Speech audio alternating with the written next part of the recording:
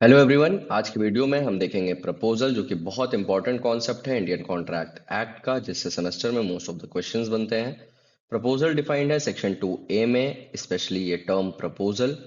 Offer जो हमारा term है, ये इंडियन कॉन्ट्रैक्ट एक्ट में नहीं डिफाइंड है। ये आया है, ओरिजिनेट हुआ है कॉमन लॉ सिस्टम से, लेकिन अब दोनों टर्म इंटरचेंजेबली यूज होते हैं। तो आज के इस वीडियो में हम देखेंगे concepts, definition, communication of offer, general offer और specific offer, invitation to offer. Invitation to offer का क्या मतलब होता है, क्रॉस ऑफर और थ्योरी ऑफ फर्स्ट इंफॉर्मेशन। अगर आपने इतना पढ़ लिया तो आपके सेमेस्टर का काम बहुत आराम से हो जाएगा।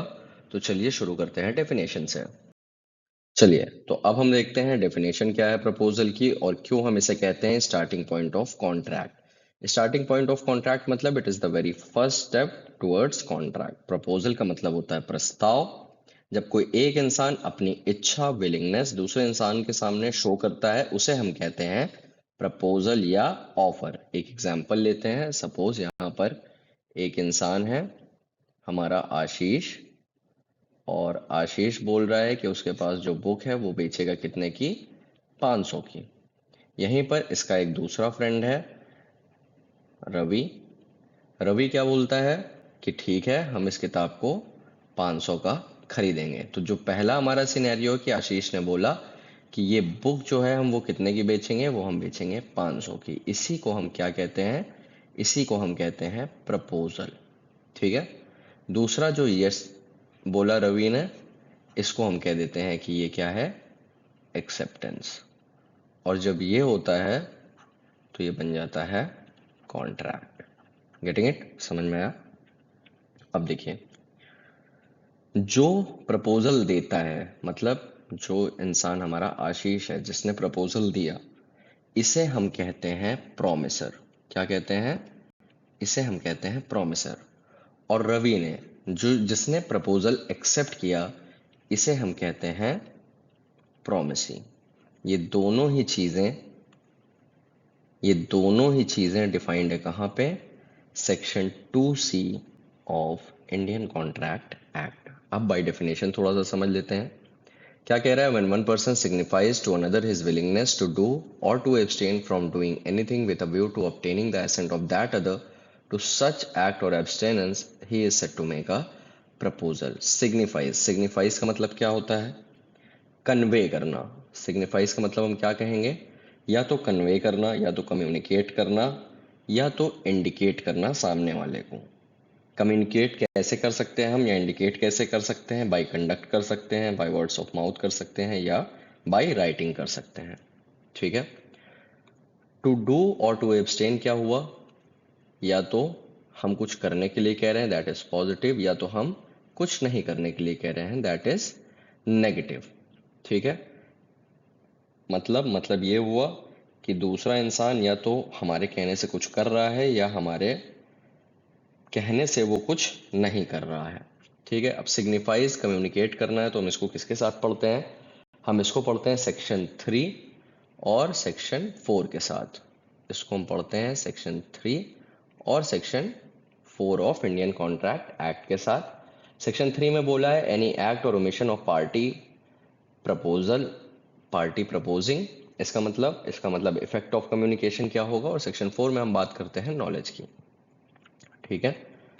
टू डू और एब्सटेन, और ये आप समझ गए। एसेंट ऑफ दैट अदर मतलब कि दो लोग होने चाहिए। ठीक है। ये तो हम यहाँ पे देख ही चुके हैं कि प्रोमिसर होना चाहिए और प्रोमिसी होनी चाहिए। कोई तो होना चाहिए जिसके सामने आप इंडिकेट करेंगे, तभी तो उसकी एसेंट आपको मिलेगी, है ना। तो यहाँ पे कहने का मतलब है कि दो पर्सन रिक्वायर्ड है। And our last ingredient is he is set to make a proposal, मतलब वो प्रपोज कर रहा है, कोई चीज कन्वे कर रहा है, इंडिकेट कर रहा है। नेक्स्ट थिंग इज सेक्शन 9 में फर्दर बताया है कि promise can either be express और इम्प्लाइड। एक्सप्रेस का मतलब जब हम मुंह से बोल देते हैं, ठीक है, बाय वर्ड्स एक्सप्रेस कर देते हैं। और इम्प्लाइड का मतलब जब हम मुंह से नहीं बोलते हैं। सिंपल सा एग्जांपल, ये जो ऊपर वाला है, मान लीजिए रवि है। रवि ने श्याम से बोला कि जो हमारी बाइक है वो हम कितने की बेचेंगे, बाइक बेचेंगे 15,000 की। ठीक, श्याम ने बोला ठीक है हम खरीद लेंगे 15,000 की। ये क्या हो गया, यहाँ पर ये जो सिनेरियो है दैट इज एक्सप्रेस, और इम्प्लाइड क्या होगा, इम्प्लाइड है, मान लीजिए एक ई रिक्शे का स्टैंड है, यहाँ पे ई रिक्शा रहता है। ठीक है, स्टैंड में लिखा है कि कहाँ से कहाँ जाएगा, Rajiv Chowk to clock tower. यहाँ पर एक इंसान है राजीव, राजीव जो है ई रिक्शे में बैठ जाता है और बिना कुछ बोले बैठता है, और ई रिक्शा उसे लेकर के क्लॉक टावर तक चला जाता है। ठीक, यहाँ पर इन दोनों के बीच में क्या हो गया, यहाँ पर इन दोनों के बीच में हो गया इम्प्लाइड कॉन्ट्रैक्ट। राजीव बिना बोले बैठ जाता है, ये रिक्शा वहां से चल देता है, उसे क्लॉक टावर पर उतार देता है। यहाँ पर ये जो कॉन्ट्रैक्ट हुआ ये कैसा हुआ, ये हुआ बाई कंडक्ट, और जो बाई कंडक्ट होता है उसी को हम बोलते हैं इम्प्लाइड। ठीक है, तो अब यहाँ पे क्या इम्प्लाइड हो गया कि ई रिक्शा वाला उसे क्लॉक टावर ले जाएगा, और जब वो क्लॉक टावर पे उतरेगा तो वो उसे रीजनेबल फेयर देगा, रीजनेबल पैसा देगा। ठीक है, चलिए अब आगे देखते हैं नॉलेज को, या कम्युनिकेशन ऑफ ऑफर क्यों इतनी इंपॉर्टेंट है। तो कम्युनिकेशन ऑफ ऑफर हमारा बहुत इंपॉर्टेंट कॉन्सेप्ट है, क्योंकि बिना ऑफर के कम्युनिकेशन के कोई भी प्रपोजल या ऑफर एक्सेप्ट नहीं हो सकता है। जब आपको किसी ऑफर की नॉलेज ही नहीं होगी तो आप उसे एक्सेप्ट नहीं कर सकते हैं। इसका लीडिंग केस है लालमन शुक्ला वर्सेस गौरी दत्ता। चलिए समझते हैं इसमें क्या हुआ। ठीक है, इसमें जो हमारा लालमन शुक्ला है वो प्लेंटिफ है और यही सर्वेंट है, और जो गौरी दत्ता है वो है डिफेंडेंट। ठीक है, तो यहाँ पर क्या होता है, फैक्ट्स ऑफ द केस देखते हैं कि जो गौरी दत्त का भतीजा होता है वो घर से भाग जाता है। जैसे ही भागता है वैसे ही गौरी दत्त क्या करती है, अपने सर्वेंट लालमन शुक्ला को बच्चे को ढूंढने के लिए भेज देती है। भेजने के बाद रिवॉर्ड की अनाउंसमेंट करती है कि जो भी बच्चे को ढूंढ के लाएगा उसे हम 501 रुपए का इनाम देंगे। जब लालमन गया तब उसे नॉलेज नहीं थी कि ऐसा कोई ऑफर, ये जो 501 रुपए का ऑफर है, ऐसा कोई ऑफर एग्जिस्ट कर रहा है। और लास्ट में क्या होता है कि लालमन उस बच्चे को ढूंढ के ले आता है। जैसे ही लेके आता है तो उसे इस ऑफर के बारे में पता चलता है, तो वो इस ऑफर को क्या करता है, वो इस ऑफर को क्लेम कर देता है कि ये 501 रुपये उसे मिलना चाहिए। लेकिन उसे डिनाई कर देती है जो हमारी गौरी दत्त डिफेंडेंट होती है, कहती है कि ये इस मनी को तुम क्लेम नहीं कर सकते हो क्योंकि तुम्हें इस चीज़ की नॉलेज नहीं थी। आफ्टर दैट क्या होता है, उसके बाद लालमन जो है सूट फाइल कर देता है, लेकिन कोर्ट भी यही बोलता है कि without knowledge of offer there can be no acceptance, मतलब कि बिना नॉलेज के आप एक्सेप्ट नहीं कर सकते हैं। ठीक है, इसके बाद हम देखेंगे जनरल ऑफर और स्पेसिफिक ऑफर क्या होता है। देखिए, जनरल ऑफर जो होता है वो वर्ड एट लार्ज को दिया जाता है। अनसर्टेन लोग होते हैं जिन्हें आइडेंटिफाई नहीं किया जा सकता है। स्पेसिफिक ऑफर क्या होता है, स्पेसिफिक ऑफर उन लोगों को दिया जाता है, मतलब इसमें भी लोग हो सकते हैं बहुत ज़्यादा, लेकिन असर्टेन लोग होते हैं, मतलब आप इन्हें आइडेंटिफाई कर सकते हैं, उन्हें पहचाना जा सकता है। मान लीजिए कोई स्पेसिफिक कॉलेज के लोगों को आपने ऑफर दिया, ठीक है, स्पेसिफिक है कि सिर्फ उस कॉलेज के लोगों के लिए वैलिड है। तो इसमें एक बात थी जनरल और स्पेसिफिक में कि एक केस लॉ था हमारा, वीक्स वर्सेस, केस का नाम यहाँ पे लिख देते हैं, वीक्स वर्सेस टाइबाल्ड। इसमें क्या बोला गया, इसमें यह बोला गया कि there can not be a general offer, offer हमेशा कैसा होना चाहिए, स्पेसिफिक होना चाहिए। इसने जनरल ऑफर को डिनाई कर दिया कि हमेशा ऑफर कैसा होना चाहिए, स्पेसिफिक ऑफर होना चाहिए, जनरल ऑफर हो ही नहीं सकता है। लेकिन इस केस को ओवर रूल कर दिया गया Carlill versus carbolic smoke ball company में, और वहां पर बोला गया कि जनरल ऑफर हो सकता है। और यही जो केस है Carlill versus carbolic smoke ball company, इसी को हम देखेंगे आगे, ये बहुत इंपॉर्टेंट केस है। तो Carlill versus carbolic smoke ball company limited 1893 का केस है, इसको चलिए देख लेते हैं। तो यहाँ पर जो हमारी प्लेंटिफ है वो मिसेस कार्लिल है, और जो हमारा डिफेंडेंट है वो है carbolic smoke ball company limited. Carbolic smoke ball company ने न्यूज़पेपर में ऐड निकाला कि जो उनकी स्मोक बॉल प्रोडक्ट यूज करेगा उसे इन्फ्लुएंजा नहीं होगा, इन्फ्लुएंजा हुआ तो 100 पाउंड्स रिवॉर्ड दिया जाएगा। मिसेस कार्लिल जो होती हैं वो क्या करती हैं, वो स्मोक बॉल कंज्यूम कर लेती हैं जैसा कि इंस्ट्रक्शन दिया होता है, और उसके बाद उन्हें इन्फ्लुएंजा हो जाता है। मिसेस कार्लिल इसके बाद रिवॉर्ड क्लेम करती हैं कि कंपनी के कंटेंशंस के बाद भी जो है, कंपनी के बोलने के बाद भी कि इस प्रोडक्ट को ऐसे यूज़ करिए, इन्फ्लुएंजा नहीं होगा, उन्हें इन्फ्लुएंजा हो जाता है, लेकिन कंपनी रिफ्यूज़ कर देती है मिसेस कार्लिल को पे करने से। तो कार्लिल सूट फाइल कर देती हैं कि उन्हें कंपनी से पैसा मिलना चाहिए। तो अब देखिए इसमें क्या होता है, अब इसमें कंपनी की कंटेंशन आ जाती है। कंपनी क्या क्या बोलता है कि उससे पैसे ना देने पड़े। तो सबसे पहले वो बोलता है कि it was not a valid offer, मतलब कि वो कोई भी वैलिड ऑफर नहीं था। किस रीजन से बोला कंपनी ने कि ये वैलिड ऑफर नहीं है? क्योंकि कंपनी ने कहा कि जनरल ऑफर नहीं हो सकता, ऑफर हमेशा क्या होगा, ऑफर हमेशा स्पेसिफिक होगा। लेकिन ये हम पढ़ चुके हैं पीछे, वीक्स वर्सेस टाइबाल्ड के केस में इसको ओवररूल कर दिया गया। और यहाँ पर कोर्ट ने बोला, कोर्ट की जो कंटेंशन थी, कोर्ट ने बोला कि नहीं ये वैलिड ऑफर है। वैलिड ऑफर इसलिए है क्योंकि जनरल ऑफर दिया जा सकता है, ज़रूरी नहीं है कि स्पेसिफिक ऑफर ही दिया जाए। सेकंड कंटेंशन, कंपनी ने बोला कि इट वाज अ वेग ऑफर। ठीक है, वेग ऑफर है, कोई मतलब नहीं, ऐसे ही दे दिया था। कोर्ट ने बोला कि ऑफर डेफिनेट है। क्यों? क्योंकि जो प्रोटेक्शन दी इन्फ्लुएंजा से वो बहुत स्पेसिफिक स्टेटेड प्रोटेक्शन थी कि सिर्फ इन्फ्लुएंजा ही उस दवाई से नहीं होगा। ठीक है, तो कोर्ट ने यहाँ पर क्या करा, कोर्ट ने यहाँ पर इनके दोनों कंटेंशंस को रिजेक्ट कर दिया।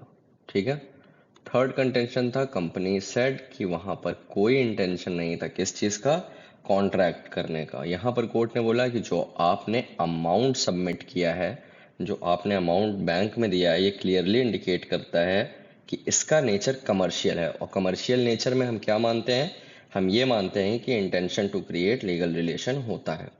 तो कोर्ट ने इसे भी रिजेक्ट कर दिया और बोला कि कंपनी का इंटेंशन था किस चीज का, कॉन्ट्रैक्ट क्रिएट करने का। Next is company contended that acceptance was not communicated. Court ने बोला कि जनरल ऑफर के केस में acceptance needs not to be communicated. मतलब अगर कोई जनरल ऑफर है तो वहां पर अगर आपने एक्सेप्टेंस नहीं कम्युनिकेट करी है तो उससे कोई इशू नहीं होगा। अगर पार्टी टर्म और कंडीशन मान रहा है तो उसे वैलिड एक्सेप्टेंस मानी जाएगी। और ये वाला कंटेंशन भी जो है कोर्ट ने खारिज कर दिया, रिजेक्ट कर दिया। Next is company contended that there is no consideration. यहाँ पर कोर्ट ने क्या बोला कि ट्रांजैक्शन एडवांटेजियस है कंपनी के लिए, उससे इसकी सेल बढ़ेगी, तो वो कंसिडरेशन है कंपनी के लिए। ठीक, तो कोर्ट ने जो अपना डिसीजन था वो फेवर में दिया कार्लिल के, और बोला कि carbolic smoke ball company should pay the amount. ठीक है, आगे बढ़ते हैं। चलिए, तो एक कॉन्सेप्ट है इनविटेशन टू ऑफर, जो हम ऑफर में पढ़ते हैं। यहाँ पर ऑफर एग्जिस्ट ही नहीं करता, ऑफर जैसी कोई चीज़ ही यहाँ नहीं होती। यहाँ पर इनवाइट किया जाता है to make an offer, offer नहीं होता है इसलिए यहाँ पर एक्सेप्टेंस नहीं हो सकती, इसलिए ये कभी भी कॉन्ट्रैक्ट नहीं बनता है। इसमें एक इंपॉर्टेंट केस है हार्वे वर्सेस फेसी का। चलिए इसे देख लेते हैं और समझते हैं कि इनविटेशन टू ऑफर का क्या मतलब है। हार्वे जो है हमारा यहाँ पर प्लेंटिफ होता है और जो फेसी है वो डिफेंडेंट होता है। तो प्लेंटिफ टेलीग्राफ करता है डिफेंडेंट को कि will you sell your Bumper Hall Pen quote the lowest cash price. देखिए अब ये यहाँ पे सिर्फ इंफॉर्मेशन मांग रहा है कि अगर आप बेचेंगे तो लोवेस्ट कैश प्राइस क्या होगा। तो फेसी जो डिफेंडेंट है वो कोट कर देता है कि लोवेस्ट प्राइस जो है वो 900 पाउंड्स है। इस पे तुरंत हार्वे क्या कहता है कि हम जो है इसको खरीदेंगे, लेकिन डिफेंडेंट जो हमारा होता है फेसी वो रिफ्यूज कर देता है। तो सूट फाइल होता है और यहाँ पर कोर्ट बोल देता है कि ये ऑफर नहीं था, ये बस एक इनविटेशन टू ऑफर था और यहाँ पर कोई भी कॉन्ट्रैक्ट एग्जिस्ट नहीं करता है। It is an invitation to offer. Example क्या हो सकता है, एग्जाम्पल इसका हो सकता है जैसे टेंडर निकलते हैं, ये सब इनविटेशन टू ऑफर हैं, या तो कैटलॉग प्राइस दी हुई है, इसको भी हम इनविटेशन टू ऑफर का एक क्लासिक एग्जाम्पल समझ सकते हैं। एक कॉन्सेप्ट है क्रॉस ऑफर, चलिए इसको समझते हैं कि क्या है। एक एग्जाम्पल से, बहुत सिंपल कॉन्सेप्ट है ये। ए जो है बी को लेटर भेजता है, बोलता है कि वो अपनी कार कितने की बेचेगा, फॉर 5 लाख। और वहीं पर बी जो है एक लेटर भेज देता है ए को दैट वो कार को खरीदना चाहता है कितने की, 2 लाख की। अब ये क्या है, ये सिनेरियो हो गया क्रॉस ऑफर। दोनों ने एक दूसरे को ऑफर दे दिया, दोनों को एक दूसरे के लेटर के बारे में नहीं पता था। तो जो ओरिजिनल ऑफर हमारा था यहाँ पर, ये क्या हो गया, ये लैप्स हो गया। ठीक है, तो एक केस से समझते हैं। केस का नाम है Tinn versus Hoffman and company. तो यहाँ पर क्या होता है, यहाँ पर जो हॉफमैन हमारा होता है, इसने सबसे पहले टिन को लेटर भेजा कि वो 800 टन्स ऑफ मेटल खरीदना चाहता है फॉर 69 शिलिंग्स। इसने भेजा इसे, और सेम टाइम पर टिन भी भेज देता है हॉफमैन को कि वो भी कितने की खरीदना चाहता है, 800 की, 800 tons of metal for 69 shillings. ठीक है, तो अब ये क्या हो गया, जैसे हमने ऊपर देखा, ये हो गया क्रॉस ऑफर हमारा। ये हमारा हो जाता है क्रॉस ऑफर। और जब क्रॉस ऑफर हो गया तो जो ओरिजिनल ऑफर था जो हॉफमैन एंड कंपनी ने दिया था, ये हो गया लैप्स। ठीक है, क्या क्या होना चाहिए, कुछ रिक्वायरमेंट्स हैं इसकी क्रॉस ऑफर की, कि आपकी जो पार्टीज हैं वो क्या होनी चाहिए, वो सेम होनी चाहिए, सेम पार्टीज होनी चाहिए। और क्या सेम होना चाहिए, आपका सब्जेक्ट मैटर सेम होना चाहिए, and terms should also be same. ठीक है, लास्ट कॉन्सेप्ट देखते हैं अपना, आप थ्योरी ऑफ फर्स्ट इंफॉर्मेशन। इसको अब आप समझ जाएंगे, इसमें कुछ ऐसा नहीं है। समझिए, सपोज करिए कि जो है एक बच्चा जो है वो खो जाता है, और उस बच्चे को ढूंढने के लिए हैंडबिल्स हर जगह लगा दिए जाते हैं कि जो भी बच्चे को ढूंढेगा इस नंबर पे फ़ोन करे और उसे प्राइस मिलेगा कितने का, 500 रुपये का। तो अब नंबर है, कई लोग उस बच्चे को देख सकते हैं, कई लोग फ़ोन कर सकते हैं। तो उस तरह से जो सबसे पहला इंसान होगा, द वेरी फर्स्ट पर्सन जो होगा, जो फ़ोन करेगा, वो रिवॉर्ड के लिए एंटाइटल होगा। ठीक है, तो सबसे पहले ये आया इन लैनकास्टर वर्सेस वॉल्श के केस में, सबसे पहले डिस्कस किया गया कि जो सबसे पहले इंफॉर्मेशन देगा वो एंटाइटल होगा रिवॉर्ड का। और इंडियन केस है इसका हरभजन लाल वर्सेस हरचरण लाल में थ्योरी ऑफ फर्स्ट इंफॉर्मेशन सबसे पहले अप्लाई किया गया। तो चलिए आज की वीडियो में इतना ही, मिलते हैं अगले वीडियो में, उसमें हम पढ़ेंगे एक्सेप्टेंस।